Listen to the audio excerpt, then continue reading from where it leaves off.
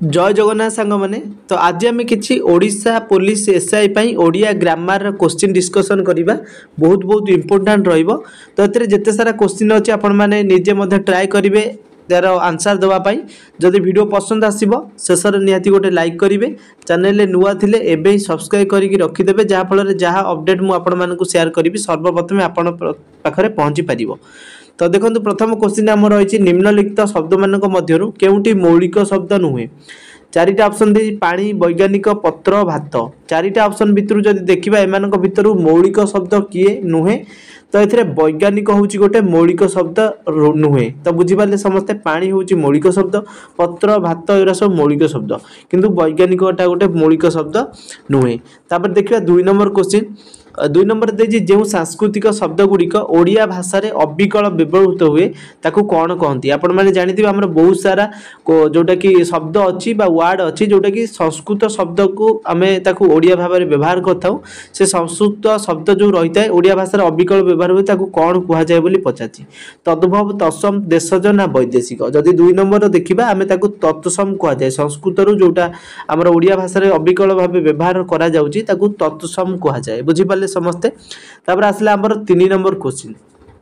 3 number देजी जो संस्कृत शब्द गुड़िक सामान्य परिवर्तित होई ओडिया रे व्यवहृत हुए ताको कौन कहती मुझे कहली बहुत सारा एमती वार्ड बा शब्द अच्छी जोटा कि संस्कृत भाषार टिके डिफरेन्स करा जाए तो सहीटा को आमर ओडिया भाषा रे ताको व्यवहार करा जाए ताको जोटा टिके सामान्य परिवर्तन करा जाउची संस्कृत भाषा को तो सही वार्ड को बा ताको ओडिया रे आमे कौन कहि बोली पचाची बा ताको कौन जोटा कि व्यवहार हेले ताको कौन कहती तत्सम तद्भव तापर आसला देशज वैदेशिक 3 नंबर जदि आम ऑप्शन बी देखुं राइट आंसर हो तद्भव हूँ यार सठिक आंसर। नेक्स्ट आसला आपनकर 4 नंबर क्वेश्चन 4 नंबर देछि तत्सम तद्भव शब्द रे थिबा तत् केउ अर्थ रे व्यवहृत हुए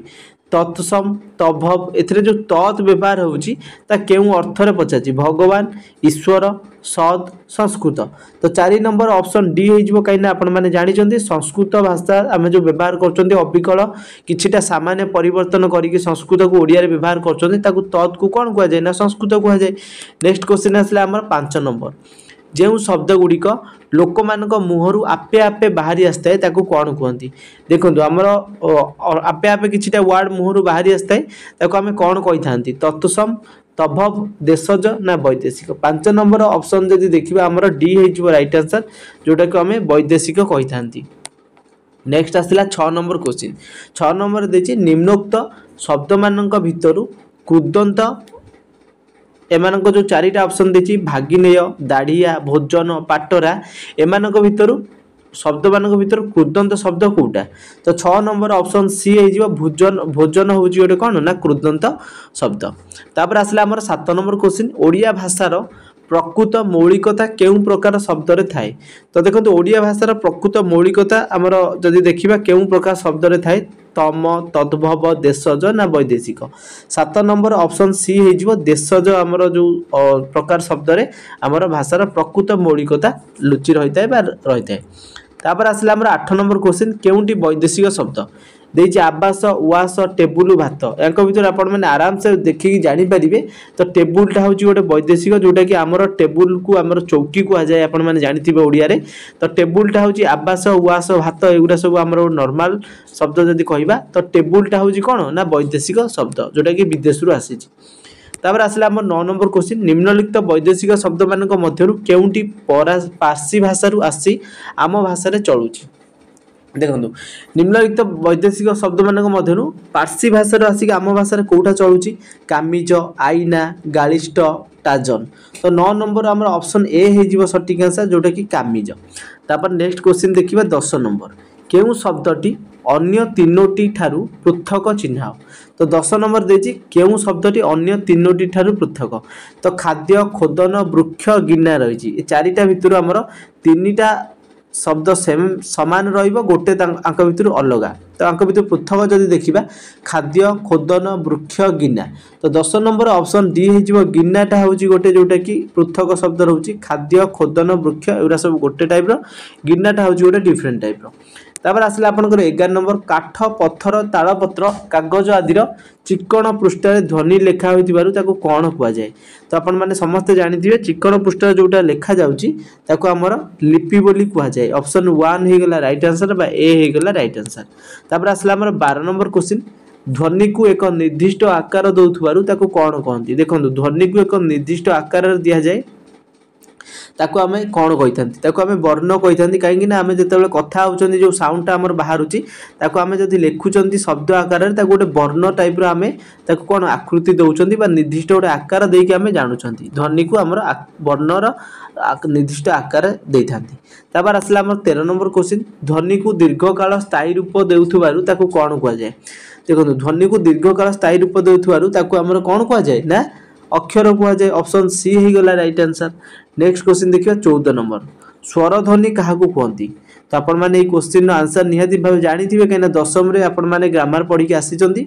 तो स्वर ध्वनि हमर काहाकू कहंती ना हमर जेउ ध्वनि कहार साहाय्य नै आपे आपे उच्चारित हुए ताको हमर स्वर ध्वनि कहितांती बुझी पाले गोटे उच्चारण करिया पई गोटे किछि त दरकार ना नै जेउ ध्वनि कहार साहाय्य नै थाए सेटा आपे आपे साहाय्य नै आपे आपे उच्चारित होई थाए ताको हमें कोन ना स्वर ध्वनि कहितांती बुझी पाले समस्ते तापर आसला 15 नंबर क्वेश्चन स्वर ध्वनि साहाय्य रे जे ध्वनि उच्चारित हुए ताको कोन कहंती तो देखंतु 15 नंबर ऑप्शन हमर चारिटा देछि ऑप्शन बी हे जिवो व्यंजन वर्ण ताको कहंती कोन कहंती ना स्वर ध्वनि साहाय्य रे व्यंजन ध्वनि उच्चारित हुए तापर नेक्स्ट आसला 16 नंबर प्राथमिक स्तर पाठ्य पुस्तक रे केतोटी स्वर वर्ण शिक्षा दिया जाए तो देखंतु आमे जदी स्वर वर्ण देखिबा 16 नंबर रो सठिक आंसर हे जिवो 11 टी आपण माने जानिथिबे तो से 11 टी हमर होउची कोन ना स्वर वर्ण हमर प्राथमिक स्तर पाठ्य रे आपण माने पी पढी के आसी जंती 11 टी होउची हमर स्वर वर्ण तापर हमर नेक्स्ट क्वेश्चन आसला 17 नंबर दीर्घ रो शिक्षा देबार सपक्ष सुभिटी कोन तो देखंतु 17 नंबर जदी सठिक आंसर आमे देखुचंती एहार मात्र रूप ओडिया रे व्यवहृत ऑप्शन सी हे जिवो एतरे राइट आंसर तापर आसला हमर 18 नंबर स्वर वर्ण रो सांकेतिक रूप को कोन कुआ जाय देखंतु स्वर वर्ण रो सांकेतिक रूप को हमर कोन कुआ जाय ना मात्रा कुआ जाय आपण माने भी जानिथिबे जे स्वर वर्ण रो सांकेतिक रूप को हमर मात्रा कुआ जाय तापर आसला हमर 19 नंबर क्वेश्चन व्यंजन वर्ण रो सांकेतिक रूप को कोन कुआ जाय देखंतु व्यंजन वर्ण रो सांकेतिक जो रूप रहिताय ताको हमें जदी देखिबा तले हमर ताको फळा कुआ जाय तो याको आपण माने मन रखियो बहुत इंपोर्टेंट क्वेश्चन आपण माने को पई अटे तापर आसला हमर नेक्स्ट 20 नंबर फुसफुस रु आसुथुबा वायु निर्गत होबा बेले मुख रे जेउ जेउ अंश को स्पर्श करे ताको कोन कहंती तो आपण माने एटा भी जानिथिबे जे